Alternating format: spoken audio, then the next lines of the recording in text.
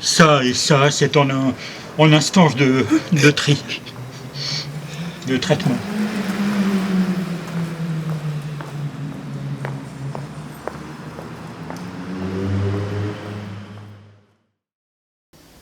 Eh bien, nous sommes dans la librairie du Sénéchal parce qu'elle est rue du Sénéchal, à Villefranche-de-Rouergue, qui est une librairie ancienne que j'ai créée au début de 1989.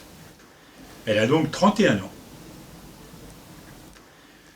Voilà, c'est une librairie ancienne qui contient des livres anciens, des livres d'occasion, dans tous les domaines, dans tous les genres, et qui est là pour accueillir aussi bien les amateurs de livres à petit prix que les bibliophiles, comme on les appelle quelquefois.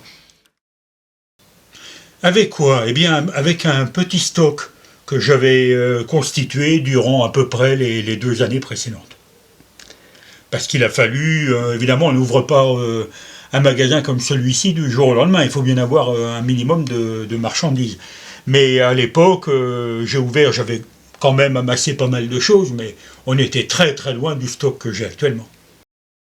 Parce que, en fait, la librairie d'anciens, comme on l'appelle, et non pas la bouquinerie, qui est un terme qui n'existe pas, qui désigne en fait les gens qui vendent des livres d'occasion sur les quais. Bon, les quais de Paris. Donc la librairie d'anciens, c'est une librairie qui fait le lien entre toute la culture livresque, dans tous les sens du mot livresque, depuis l'origine du livre jusqu'à nos jours. Donc le livre qui est le livre d'occasion qui est sorti, qui est apparu il y a 3 jours. Déjà, il va continuer à circuler. Et il entre dans la librairie d'anciens ou d'occasion. Donc le lien, il n'y a pas de coupure en fait. Depuis toujours, il m'arrive de dire que autrefois on disait que les filles naissaient dans des feuilles de rose et les garçons dans les feuilles de chou. Et moi j'ai dû naître entre les feuilles d'un livre. Je suis un peu transgenre à ma manière. Donc j'ai commencé à... Bon, j'ai lu, j'allais dire relativement tôt, enfin, oui, j'ai lu assez tôt, et puis j'ai commencé à chercher des livres dès l'âge de 13-14 ans déjà. À vrai dire, si on parle de mes expériences de premier lecteur, j'ai commencé par lire naturellement un certain nombre de bandes dessinées. À l'époque, on lisait beaucoup de vieilles bandes dessinées. Les Pieds Nickelés, Bibi Fricotin, etc. J'en ai lu pas mal dans ma jeunesse. Et puis parallèlement, j'ai lu La Comtesse de Ségur. Je suis passé même à des auteurs de la Bibliothèque Rose qui étaient considérés comme des auteurs de filles, vous voyez, comme Zénaïde Fleuriot, complètement oublié, parce que c'était dans la bibliothèque de mes grands-parents maternels, chez lesquels je passais beaucoup de vacances. J'ai lu des Bécassines, bien évidemment, en bande dessinée, et puis j'ai commencé un jour à attaquer Alexandre Dumas. J'ai dévoré Alexandre Dumas, surtout vers l'âge de 13-14 ans, et Dumas m'a fait glisser vers les autres auteurs romantiques. Puis des autres auteurs romantiques, j'ai glissé vers une littérature plus moderne, plus contemporaine. Et Dumas m'a fait glisser vers Nerval, Baudelaire. Et puis de là, peu à peu, vers la poésie contemporaine. Et puis le roman français, 19e, 20e, etc. Voilà comment j'ai découvert la lecture. Oui, j'ai fait des études littéraires et puis des études universitaires littéraires. J'ai été prof de lettres pendant 2 ans, voilà. Tout s'explique, n'est-ce pas? Et au bout de 2 ans d'enseignement, j'aimais beaucoup le métier de prof de lettres d'ailleurs. Au bout de 2 ans, il se trouve que j'étais dans la région parisienne. Mes parents avaient un pied-à-terre ici puisque mes parents, les mères de mes 2 parents étaient originaires de la région, et j'ai rencontré une jeune femme avec laquelle j'ai voulu vivre à un moment donné. Elle voulait rester dans l'Aveyron, moi j'avais bien envie de venir ici, je n'ai pas pu obtenir de mutation, J'ai créé une petite société d'édition, j'ai donc édité des livres d'histoire régionale essentiellement. Et puis, à un moment donné, j'ai bien compris que c'était la fin de ce genre d'édition. Et c'est là que j'ai envisagé d'ouvrir une librairie. Bon, je suis donc toujours resté dans le domaine du livre. Comme lecteur, comme prof, éditeur, libraire, voilà. Eh bien, je l'ai pratiqué un peu les premières années de mon expérience d'éditeur, puisque mes premiers livres ont été imprimés par moi-même, avec du matériel que j'avais acquis à l'époque.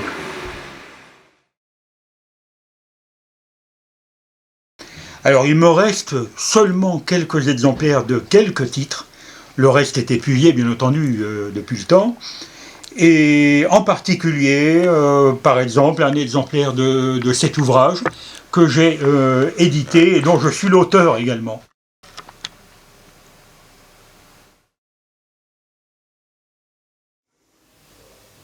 Oh. Drôle de question, parce qu'en fait, il m'est arrivé, j'ai peu relu le même livre. En général, quand j'ai relu certains ouvrages, j'en ai relu des passages. Mais j'ai rarement relu un livre entièrement. Peut-être parce que j'ai trop de livres que je désire lire, et qui se trouvent en attente. J'ai des piles chez moi, dans mon appartement, comme beaucoup d'amateurs de livres. Et donc, je cherche toujours le moment où je pourrais attaquer tel ou tel livre, si bien que j'ai rarement relu intégralement des livres, mais il y a des livres dont je relis quelques pages à l'occasion, avec beaucoup de plaisir. Pas forcément des livres très connus. Bon, évidemment, si, il y a des poèmes que je relis. Bon, les poètes, c'est différent, parce qu'on peut relire un poème séparément, on n'est pas obligé de relire le livre entier. Mais par contre, un roman, il m'est arrivé de relire certaines pages de Flaubert avec beaucoup de plaisir, certaines pages de Balzac. Mais comme je n'ai pas lu tout Balzac, il m'arrive aussi de me dire, bon, tu vas attaquer celui-ci, tu ne l'as pas lu. Voilà, bon, essentiellement, comment j'ai pu fonctionner au niveau de ma vie de lecteur. Mais après, il y a effectivement des livres qui m'ont marqué plus que d'autres. Bon, peut-être le livre qui m'a ouvert à beaucoup de choses, et c'est un livre dont on parle peu, et qui en général est très méconnu, ce sont les scènes de la vie de Bohème d'Henri Murger. Alors, les scènes de la vie de Bohème qui passent pour être un livre décrivant la vie de jeunesse, la vie d'étudiant, c'est ce que beaucoup de gens disent, et en fait, non. Ce sont des artistes en difficulté qui essaient de se faire connaître, des poètes, écrivains, philosophes, peintres.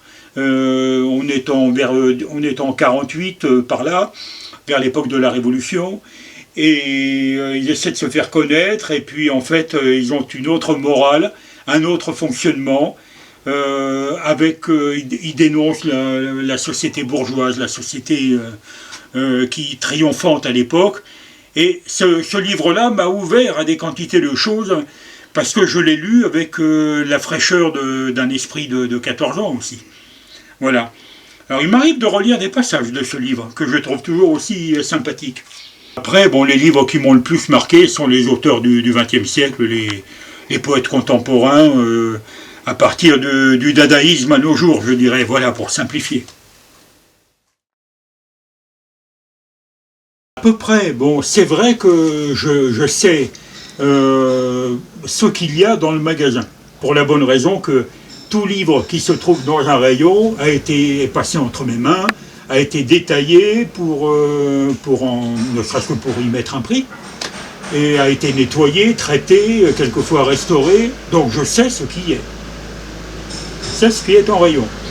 Bon, quelquefois j'ai des doutes quant au fait que j'ai pu avoir un livre en rayon, que je l'ai peut-être vendu et que j'ai peut-être oublié que je l'ai vendu. Mais globalement, je sais ce qu'il y a dans le magasin. Alors, essentiellement, des particuliers qui me contactent parce qu'ils veulent vendre quelques livres ou voir une bibliothèque complète, quelquefois suite au décès du père, de l'oncle ou de je ne sais qui. Les gens cherchent à déménager, par exemple à vider une maison, et donc me contactent pour l'achat d'une bibliothèque. Ce sont essentiellement des particuliers qui me vendent des livres.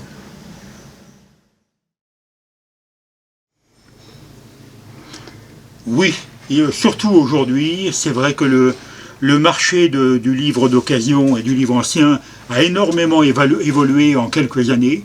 D'une part, il y a des choses qui sont devenues amendables, et puis d'autre part, il y a des... En matière de littérature, par exemple, de mauvais livres que je n'ai pas vraiment envie d'acheter. Certains auteurs à la mode qui vendent très bien, tant mieux pour eux, mais bon, aujourd'hui, et dont je ne vois pas l'intérêt ici, je préfère avoir de la bonne littérature. Ça ne veut pas dire que j'apprécie forcément tous les livres qui sont là. Il en faut pour tous les goûts. Mais j'évite vraiment la mauvaise littérature. Oui, bien sûr, là, il s'agit d'une bande dessinée intitulée Croquant, point d'exclamation.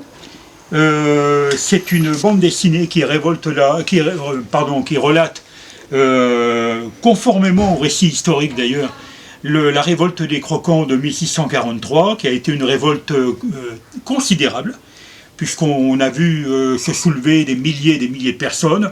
La ville a même été assiégée à un moment donné par 14 000 personnes, ce qui est énorme, et avec un soutien de tout un grand sud-ouest, de l'Atlantique aux Cévennes, des Pyrénées au Limousin et à l'Auvergne, et tout un petit tiers de la France qui était prêt à se soulever, et ce qui aurait provoqué très certainement la Révolution française en 1643, au moment où les Anglais faisaient leur propre révolution. C'est intéressant à noter. Alors, l'autrice de cette bande dessinée s'appelle Juliette Vaste. C'est une Villefranchoise qui a fait ses études à Angoulême, qui vit à Angoulême, qui est bédéiste. C'est une jeune bédéiste de talent. Et elle a donc fait cette bande dessinée qui est assez longue, en collaboration avec un petit groupe qui avait mis au point toute la trame historique, un petit groupe de bénévoles locaux dont je fais partie. Enfin, nous étions 7-8 à y travailler régulièrement, et en particulier 3-4 autres personnes qui ont beaucoup travaillé aussi. Oui, alors en fait il s'agit de ce topo-guide, qui est une plaquette qui relate, qui présente les divers lieux où se sont passés des événements durant la révolte des Croquants. Et donc on peut retrouver toute la révolte des Croquants sur le terrain et imaginer tous les événements, les combats, etc. Parce qu'il y a eu beaucoup de rebondissements dans cette affaire. Et cette plaquette donc est organisée de manière très concrète, avec des points, des numéros, des chiffres, qui permettent de retrouver les lieux dont on parle sur un plan qui est dépliant à la fin de la plaquette. Alors cette plaquette a été mise au point par le même groupe qui avait travaillé à la révolte des Croquants. C'est une association locale qui s'appelle Lutte populaire en Barouin.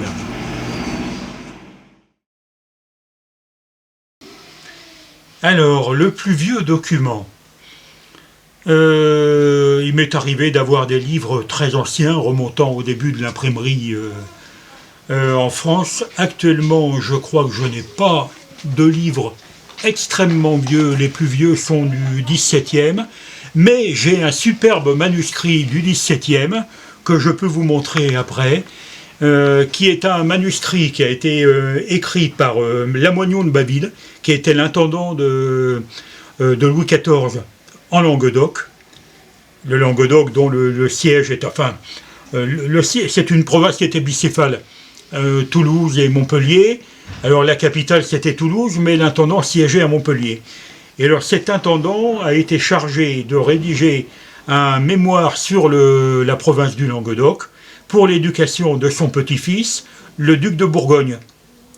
Et son petit-fils qui est mort, qui était donc le père de Louis XV, et qui est mort en fait avant Louis XIV.